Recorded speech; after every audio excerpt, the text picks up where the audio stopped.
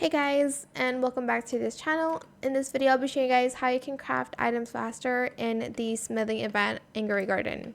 It says here, Smouldering Storm, blacksmith furnace grants 10 times craft speed. So if you want to craft stuff, it is quicker when there's this weather. You can also submit the ingredients here, and sometimes the blacksmith, why is his name that, will also give you a boost and your crafting speed will go up as well.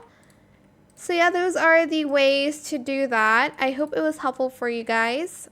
Don't forget to like, comment, share, and also subscribe to this channel if you haven't done that already.